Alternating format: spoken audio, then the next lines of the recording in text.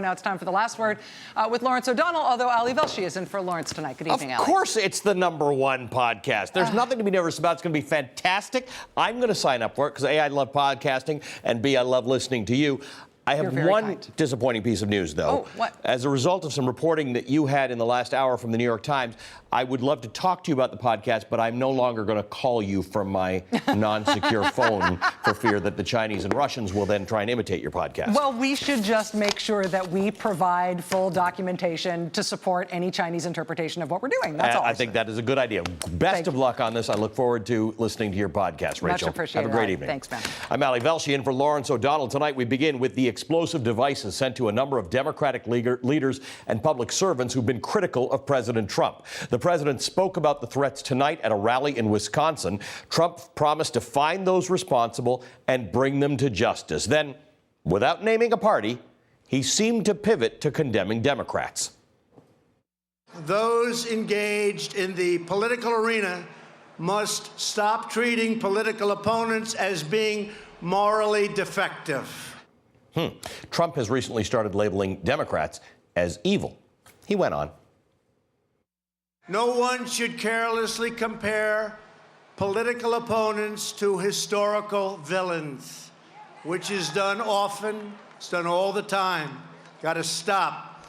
We should not mob people in public spaces or destroy public property. It's pretty rich coming from the president who's been describing Democratic supporters as a mob. Trump then, not surprisingly, pointed his finger directly at the media. The media also has a responsibility to set a civil tone and to stop the endless hostility and constant negative and oftentimes false attacks and stories. Have to do it. Have to do it. They've got to stop. Today could have been a turning point for the president. Explosives sent to politicians, public servants, and journalists.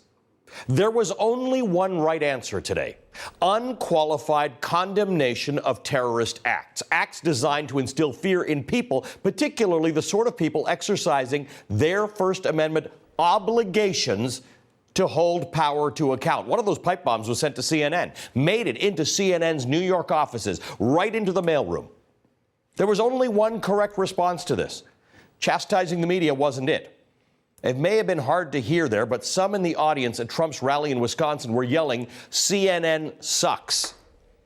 It's okay to think so, or to think MSNBC sucks, or Fox sucks. That's what you have a remote control for. It's not okay to imply that because a media organization doesn't share your views, that its employees should face possible death from a bomb.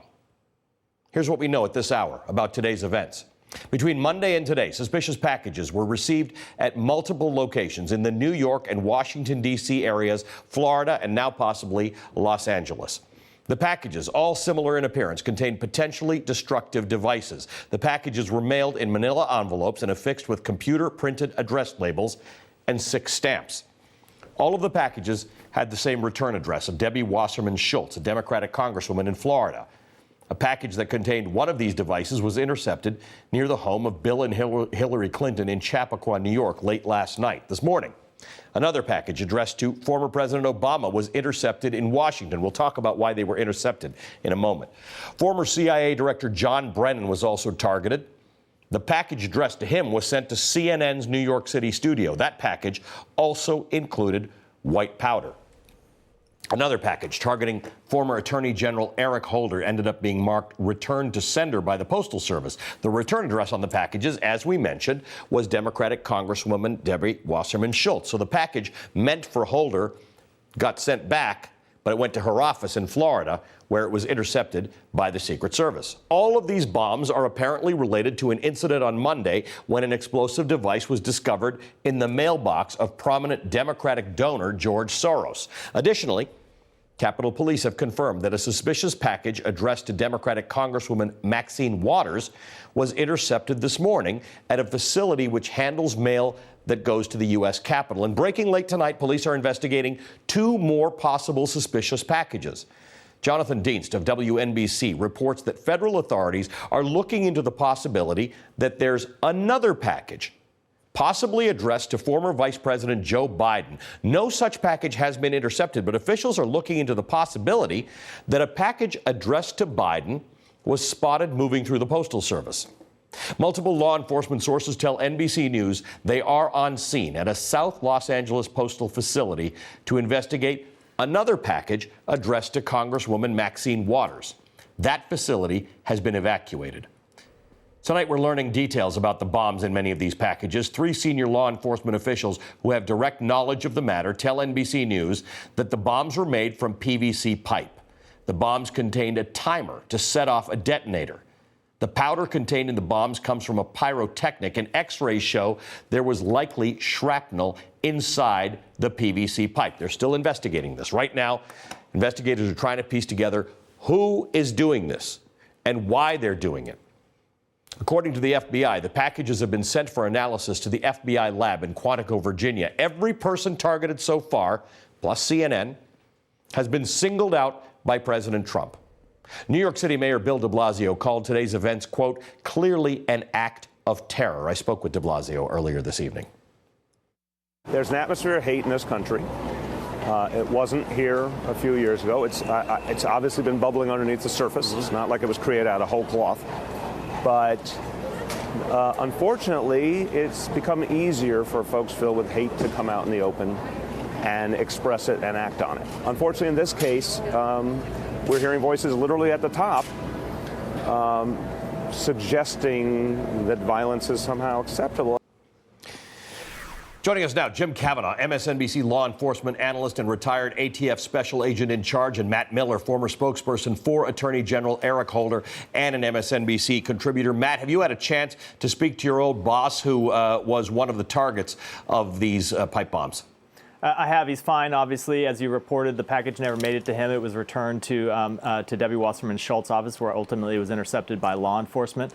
His reaction was, first of all, concern for the postal workers and law enforcement officials who really are on the front lines here, who are charged with finding these packages and ultimately disarming them.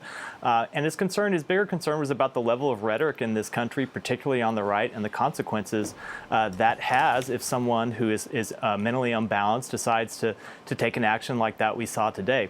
I will say, talking to him, it reminded me of when we were in office in 2010, when the Tea Party movement was really kind of the first revolution was in full swing, and there was a lot of anger, and I remember sitting around the Justice Department being very concerned that it would lead to violence. The difference between, it didn't, I should point out, the difference between then and today is that today you have some of the angriest rhetoric, the worst demonization being led by the President of the United States himself. That is, in fact, the difference. Jim, let's talk about these devices. The information we're getting is that they were real. They could actually have exploded. What about what we know about this is going to help us figure out who and why?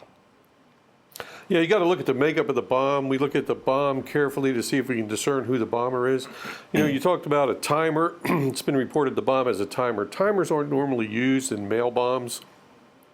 A digital timer in here is most likely a safe arm switch.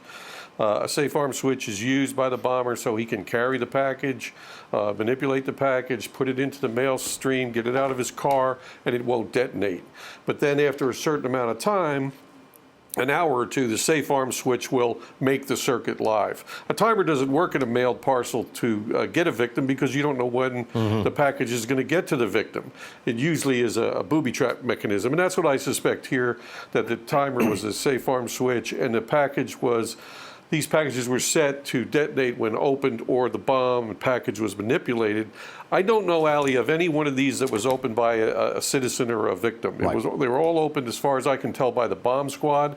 That would mean the bomb squad can open these, and we call render safe procedure, RSP, renders these safe without them detonating.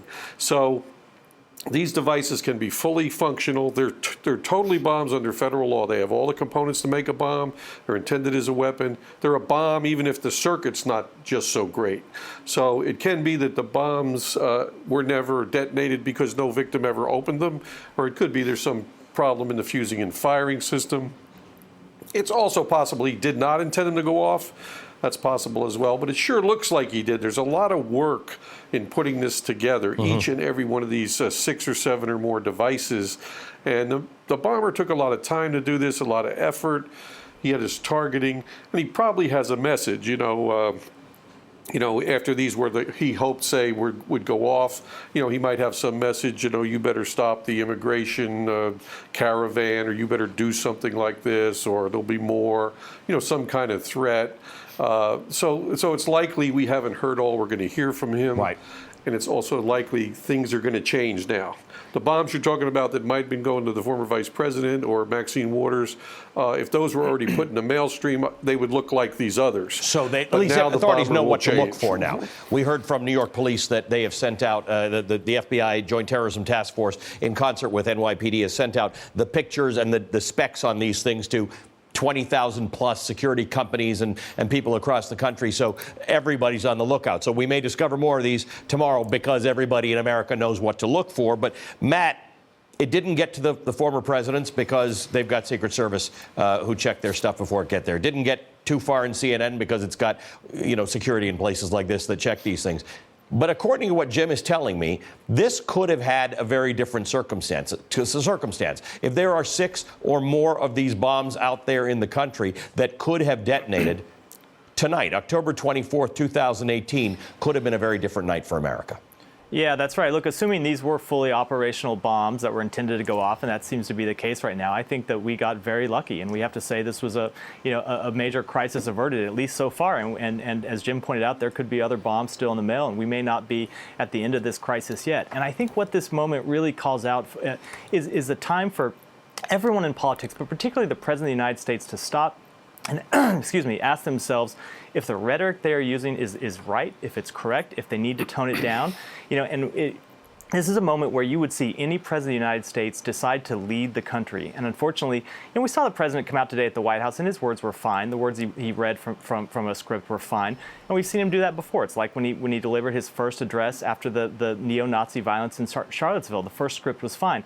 The problem is he doesn't have the credibility to deliver this message. So when you hear the words, you know that they ring hollow, and you know he can't stick with it because he doesn't really mean it. And we already see him turning and trying to blame this on Democrats tonight, and I'm sure we'll see even worse from him tomorrow. Jim, I have a lot to say, and we've all got a lot to say about the rhetoric that Matt's talking about and the mood that has been set up in the country that may lead to this. But in the end, if someone commits a crime like this, a potential act of terror, they will be held responsible for it. And at some point, you can't blame everybody else for it.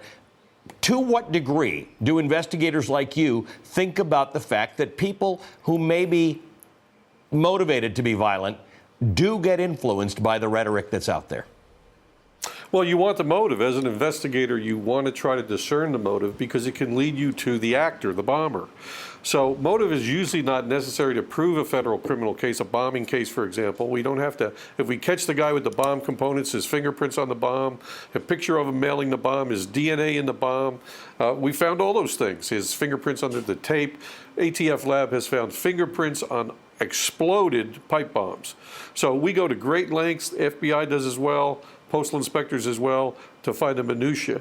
But that's what we're trying to find. Now, if we can also explain that to a jury, through the U.S. attorney, why the person did this, it makes a much clearer picture to prove they did the criminal act. They did this because here's all their writings on their computer that were anti-this or that, and then the targets were going along with all their writings, this and that. So it shows that this really is the person motivated to do it, talked about those things, and here's the physical evidence that they did it. So that's why it's important. Matt Miller, Jim Kavanaugh, thanks to both of you. A special thanks to you, Jim. This always happens when we have these breaking news events. I spend much of my day with you, learning from you. So thanks for being available to us throughout the course of this day. Coming up, more on Donald Trump's reaction tonight to today's bomb threats and Donald Trump's rhetoric in all the days before today. And later, breaking news on who is really tapping Donald Trump's wires? The New York Times reports tonight that Russia and China are listening in on Donald Trump's personal cell phone calls.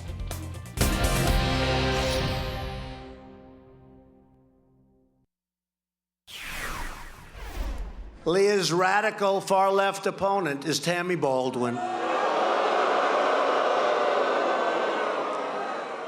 who wants a socialist takeover of health care. You know, I'm trying to say that very nicely. I'm trying to. See, normally I'd scream, they want a socialist takeover. Now I say, wants a socialist takeover of health care. I'm trying to be nice. Kind of has the opposite effect, if you point it out. That was President Trump earlier tonight, Wisconsin, toning down his normally vitriolic language and pointing it out to the audience. He joked about the fact that he could not fully attack the Democrats after several explosive devices were mailed to prominent liberals today. He called for Americans to put aside their political differences while then blaming liberals and the media for creating a hostile political climate. But the recipients of the pipe bombs are all frequent targets of Donald Trump's heated rhetoric, insulting political rivals like Hillary Clinton and former President Barack Obama, and the fake news media have become red meat zingers for cheering crowds at his almost daily rallies. President Obama, along with Brennan and Clapper, they knew about Russia's attempt to interfere in the election in September, and they totally buried it. The radical Democrats held hostage by left-wing haters, angry mobs, socialist fanatics, deep state bureaucrats. You don't give power to an angry left-wing mob. A very dishonest person, crooked Hillary Clinton.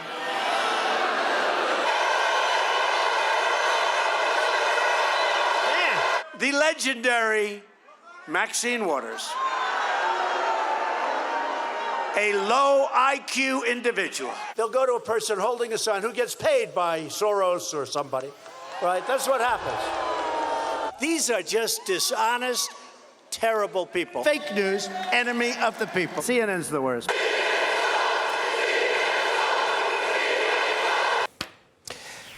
Joining me now, Jennifer Rubin and Jonathan Capehart. Both are opinion writers for The Washington Post and MSNBC contributors. Jonathan is also host of WNYC Radio's national political call-in show, America on the Line. Welcome to both of you.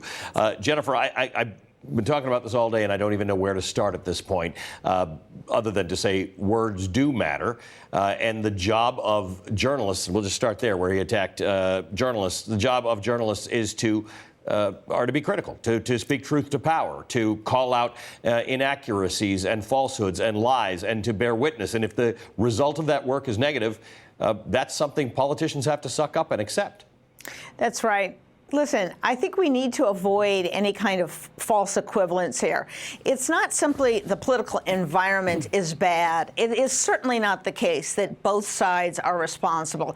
There is only one party here who has called for physical violence, either in rallies or cheered a congressman who body slammed a reporter. There's only one party that is making xenophobia and bigotry really the core argument going down the stretch. There's only one candidate, one political figure who has used the Stalinist term enemy of the people.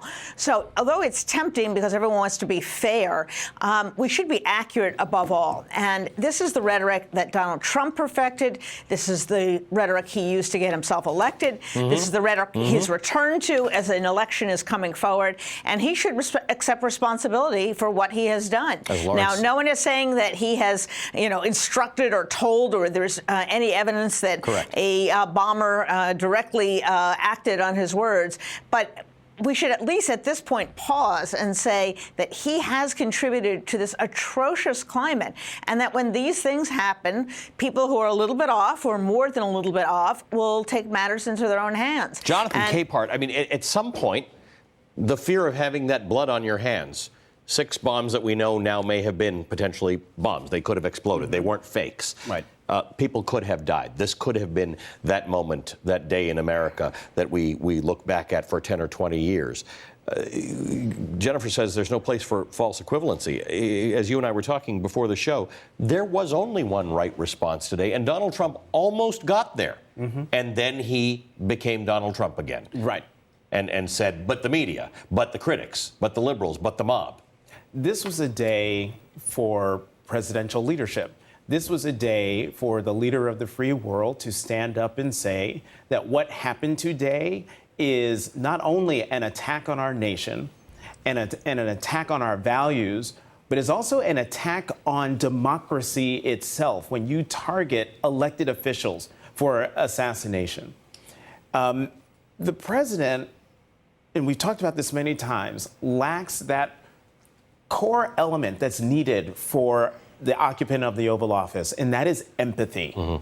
He is an empathetic void. In order for him to do what you just suggested any president should do, it would require him to know, not just intellectually, but intuitively, humanly, that people's lives were put at risk, political opponents' lives were put at risk, and that it was incumbent upon him to put the self aside and put the nation first. But this is not the first time. No, it's not. This is not the first time we have seen this happen. And exactly, that is the exact example that comes to mind. And when President Trump reads nice words, I start a stopwatch, because it's only a matter of time before he reverts back to type. Now, he did, in the first half of what he said, was still saying the right words, but he couldn't help himself. And we might see another Charlottesville situation where tomorrow or somewhere in a couple of days Somehow he goes finds a way to full on compliment,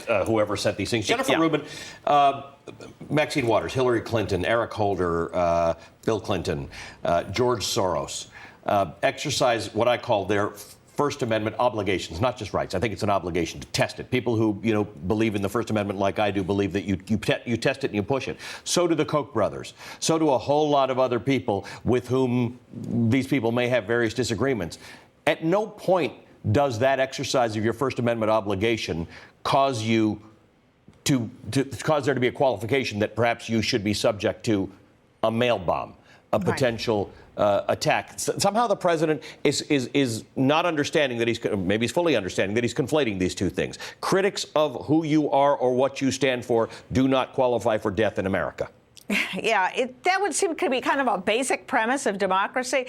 But you're right, there's a disconnect. And that's because words and facts don't really mean anything to this president. He uses them indiscriminately. He weaponizes language. And so he really doesn't care whether they wound physically or otherwise. He doesn't care whether they have an effect on people who will then be mocked or ridiculed or discriminated against. So he uses language as a way to stir his own base and to reaffirm that bond he has with that very fringe element in his base.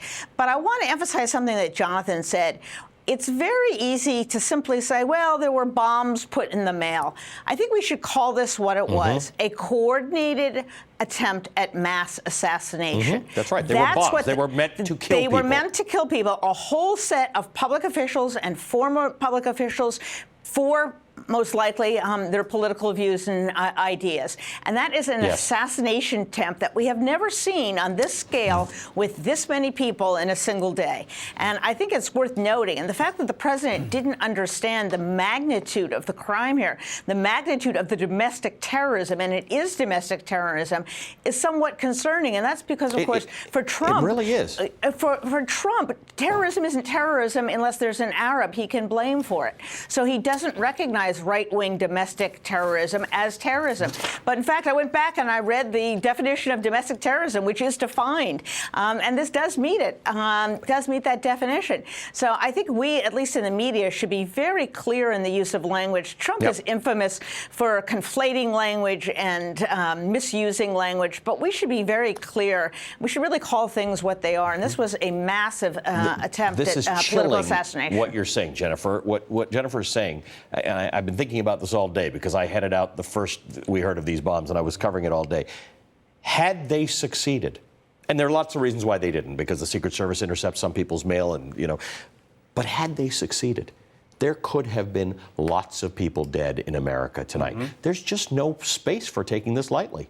No, there isn't. And, just you're saying it that way, imagine if they had been successful. If just one would have been a tragedy, but two or three or four, at some point, someone, or actually, it shouldn't be just one person, it should be a group of people who stand up and say, enough is enough. We've had enough of this. It is time to change direction. under normal circumstances, you could easily look to the President of the United States to be that moral exemplar to push us in a new direction. Right. We don't have that. Right. And so now it is incumbent upon Speaker Paul Ryan, for the remaining weeks he's Speaker, Senate Majority Leader Mitch McConnell, to join with other Americans and say this is unacceptable, not just because pipe bombs were sent, but the next time he goes off the deep end with his rhetoric. I don't know if that's going to happen. That's wishful thinking. But the first part, at least, some of them lived up to today. We did hear from Paul Ryan and others who didn't qualify their condemnation of this thing in any fashion. And I, for one, am appreciative of that. I'm appreciative for both of you tonight. Thank you, Jonathan Capehart and Jennifer Rubin, for doing what you're doing, for being committed journalists who do speak truth to power, who do challenge inaccuracies, and who do bear witness. It's important. Coming up, another breaking news story about national security. The New York Times is reporting tonight that China and Russia are spying on Donald Trump via his unsecured cell phone, which he has been warned about. That story next.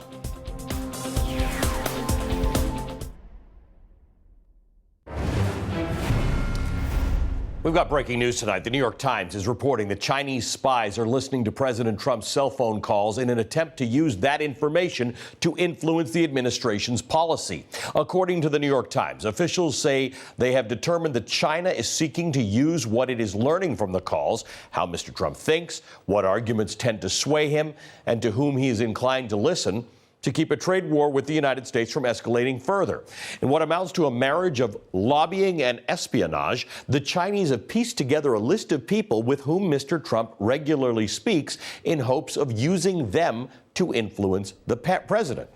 China isn't the only country listening in on President Trump's cell phone calls. The New York Times reports Russia is also spying on Trump's calls, but not to the extent China is, because, quote, Mr. Trump's apparent affinity for President Vladimir V. Putin. And despite warnings from his aides, the president is still using his cell phone to call friends, to gossip and seek advice, all while the Chinese are listening. Joining us now, Ned Price, former senior director and spokesperson for the National Security Council in the Obama administration. He's also a former CIA analyst and an MSNBC national security contributor. And Ken Dilanian, intelligence and national security reporter for NBC News. Ken, give us a little more on this story. How is it we know this, and why is it the president's still doing this? Ali, the situation described in this story is one of the most outrageous examples of negligence I have seen in my years covering intelligence and national security. And it's not about hating Donald Trump. It's not about partisan politics. It's about the national security of the United States. People need to understand that no president was allowed to use a smartphone until Barack Obama got one in the middle of his second term. And he got a modified iPhone that he joked had very little functionality. It couldn't text. It couldn't take pictures. And the reason for that is that insecure, unmodified smartphones can easily be turned into bugs and tracking devices. And yet here you have President Trump continuing to use his insecure iPhone to make calls to associates that he didn't want listed in White House records. And that would be bad enough. But now we learn from this story that the U.S. intelligence community has confirmed that China and Russia are listening. And even worse than that, they've confirmed that China is using it to manipulate Trump by passing messages to him through some of his advisors who have investments in China. Look, Ali, I cannot tell you how dispiriting this will be for rank and file members of the intelligence community, because we spend billions of dollars to protect these secrets, and the idea that Donald Trump is giving them away is outrageous. Right, we spend billions of dollars to protect these secrets for people who are lower ranking than the president, and then the president is giving them away. Ned Price, the NSC, apparently Donald Trump has, according to this article, 3 phones, 2 of which are modified by the NSC to make them more secure. But I guess to Ken's point, like Barack Obama, he finds that a little limiting. Well, he finds it limiting, Ali, and if you read the New York Times account, he also finds it too intrusive. He finds it too intrusive, the fact that if he goes through the White House switchboard, if he goes through other channels, that Chief of Staff Kelly, that others within the reporting chain will find out who he's talking to. This account suggests that Donald Trump is putting our national security at risk in order to skirt the supervision of his own staff, to skirt the babysitters who have been assigned to ensure that he doesn't talk to people who are too far in left field, that will give him ideas that are too extreme. I'm not sure they've been successful in that. And in fact, this account really suggests that they haven't been. It sounds like he goes back to the residence at night. He gets his personal unsecured iPhone that has all of his contacts, and he speaks to contacts to his heart's content. The real danger, though, is that he's not just talking about conspiracy theories. He's not just issuing bombast, but that either wittingly or not, he is spilling sensitive and potentially even classified information. Right. That is precisely why the Chinese and the Russians are pursuing this. So that's big fear number one. Ken, big fear number two is Donald Trump is a guy who is prone to getting himself into trouble. And if somebody is listening in on your conversations, it could be held over him. It could be blackmail potential. You're absolutely right, Ali. The story said that some intelligence officials are mollified by the fact that Donald Trump doesn't actually retain very much of the top secret intelligence that is given to him, and so they're not so worried that he would disclose it in one of these phone calls. But he has a track record. He gave away highly classified intelligence to Russians when they were in the Oval Office that had the potential to compromise an Israeli operation against ISIS. So there is a potential for risk here. One of the most mind-boggling things about why we know this story, Ali, at the Times tells us, is because current intelligence officials were so frustrated that Donald Trump wasn't heeding their warnings that they decided to leak it to the news media. That's just incredible. Right. So, Ned, this brings me to the next question, is that we're all talking about this. We know it's happening. Certainly the New York Times knows it's happening. It's outrageous. It's kind of indefensible. Can anybody do anything about this? If you have a president who is unwilling to listen to his staff, there's very little that can be done. It sounds like this story was leaked to the New York Times in an effort to send a flare, to send a warning shot. It sounds like a last resort on the part of a desperate White House staff. But at the same time, the White House staff seems to be divided about this. You have some people that seem to be lighting their hair on fire if you accept the fact that this was leaked out of desperation. But then you have others who are trying to explain this tendency away, saying that, you know what, the president is paranoid. He's not going to divulge any classified information. And I think most unbelievably, the fact that the president doesn't retain information that he reads in his intelligence and military briefings. And so really, what's the danger, Ali? The president isn't well steeped in his briefing papers. So he can't leak that much of importance. Guys, thanks very much. Ned Price and Ken Dilanian. All right, coming up, Republicans around the country are running on Obamacare, believe it or not, after Republicans in Congress voted to repeal it more than 50 times. A little fact-checking on this top issue for voters is next.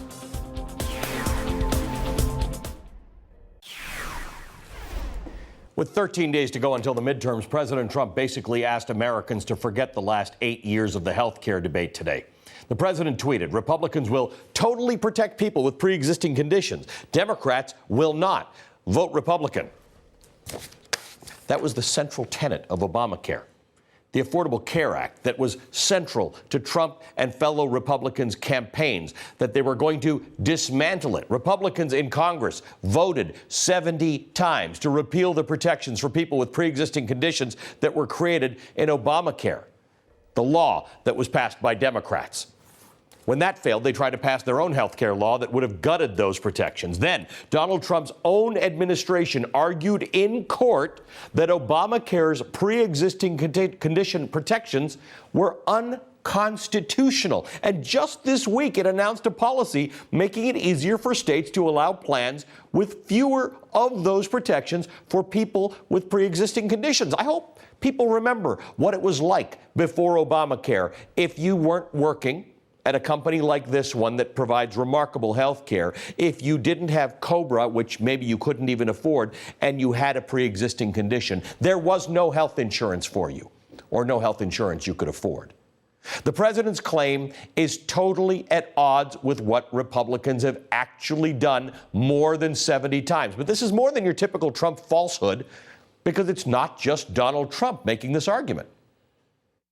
Everyone agrees we're going to protect pre-existing conditions. In Wisconsin, pre-existing conditions are covered. And as long as I'm governor, they always will be. I'm Josh Hawley. I support forcing insurance companies to cover all pre-existing conditions. I I support forcing insurance companies to cover pre-existing conditions. Here's the truth. Kevin Cramer voted for guaranteed coverage for pre-existing conditions. I want the voters to know I'm committed to protecting people with pre-existing conditions. I'm fighting for it. I fought for it, and I voted for it. I'm Ali Velshi, and I have a full, thick head of hair.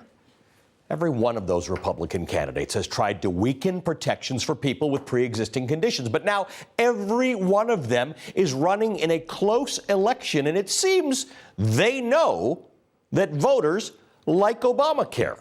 Look at that. The health care law was the most popular item in the latest Fox News poll. It's more than the Republican Party. It's more popular than the Republican Party, 53 to 44. It's more popular than the Republican tax cut bill, 53 to 44. Voters also chose health care as their most important issue in a new poll from the Kaiser Family Foundation. That poll shows that by more than 2 to 1, voters trust Democrats to protect pre-existing conditions more than they trust Republicans. I don't even know how 26% of Americans trust Republicans to protect pre-existing conditions, given that they've very clearly said and voted 70 times to take them away. So tonight in Wisconsin, the president, who campaigned on terminating all parts of Obamacare, is making this argument. Republicans will always protect, as Leah said, Americans with pre-existing conditions, 100%. 100%. The former chief of Medicare and Medicaid, Andy Slavitt, and economist Jared Bernstein react to that next.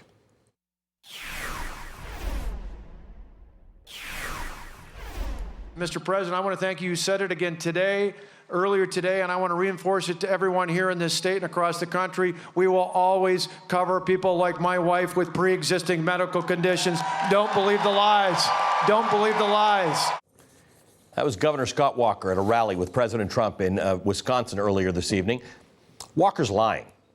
Walker is the lead plaintiff on a lawsuit that would effectively end pre-existing condition protections under the Affordable Care Act. But don't listen to me on this stuff. Joining me now, Jared Bernstein, senior fellow at the Center on Budget and Policy Priorities. He was former chief economist to Vice President Joe Biden, and Andy Slavitt, the former acting administrator of the Centers for Medicare and Medicaid Services from 2015 to 2017. Guys, thanks very much for joining me tonight. Andy, let's start with you. I was sarcastically saying that I have a full head of hair to illustrate the degree to which this is absurd, that Republicans like Scott Walker and all those others we showed have suddenly I don't know, have they found religion, or they're telling us that we were all wrong in assuming that they were working toward ending pre-existing condition coverage? Yeah, I think Republicans care about ending pre-existing conditions about as much as Democrats care about cutting taxes for the wealthy. Right. And really, they are two ends of the same coin. You know, we've spent the last, 8-9 years with Democrats fighting to try to make sure that Americans are protected and get better health care. Republicans have spent their time both, as you said, voting, but not only voting, suing and regulating to try to find every way they can to cut those things. Why? Because that goes towards paying for their tax cuts. The difference is, I think, as we've talked about, is now we're in an even year. In an odd year, it's all well and good to promote your policies, but now we're in an even year, and the public is, as the numbers you've shown have said, the public is pretty clear that they don't want to lose those protections. Jared, try and make sense of this for me, because the argument about against Obamacare, on which Donald Trump and Republicans campaigned, Republicans, by the way, in Congress in 2 elections, not just one, have campaigned about this, was based on principle, it was based on ideology, and to some degree it was based on money and budgeting, because some people are not convinced that universal health coverage is actually more effective and cheaper than the way we do it here in the United States. What's with the switch? Why would anybody believe this, and what do you think's behind it? Well, first of all, let me just agree with Scott Walker. Don't believe the lies. The problem is they're the ones who are, of course, telling them. And in fact, the logic of healthcare and particularly the protection of pre-existing conditions against insurers who would not cover them and didn't cover them before the ACA is shown in the kinds of numbers that you've been touting tonight. This is a very popular program. So the Republicans have to flip and pretend all of a sudden that they're for it, when, of course, if you just watch their actions over these past 3 or 4 years, they've been just on a tear to try to get rid of it. And I don't think it's working with voters. And I think the core, to get to your question, is that the logic of health care is such that as long as insurers can take away your health care when you need it the most, there is an obvious role for public policy to come into that mix and prevent that from happening. That's what Obamacare did. We can have arguments about how effective it was in doing that, but when it comes to the pre-existing condition, it's widely agreed that that was particularly effective in having its intended impact. But I actually respected the arguments. We have all three been involved in them, but when the debate to end Obamacare was going on, Andy, I had many of those arguments. Stephanie and I had lots of people on, lots of Republicans on, lots of healthcare experts, and we did argue about that. And I respected people who didn't agree with my perspective. I'm Canadian, and I have a particular affinity for a single-payer system. I know a lot of people don't.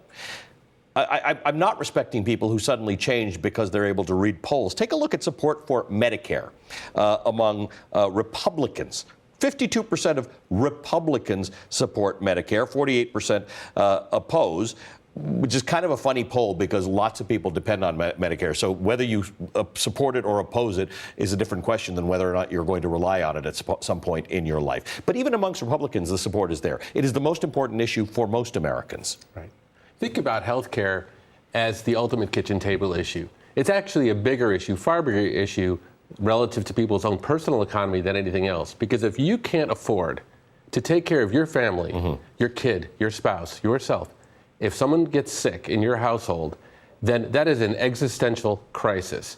And so when you see one party who effectively says, all of these protections, which are the things that keep us in the middle class, correct, and keep us from slipping through, right, and God forbid something bad happens. And I'll give you one example. There was a study that came out this week, which said that 42% of Americans who get cancer deplete their life savings within 2 years.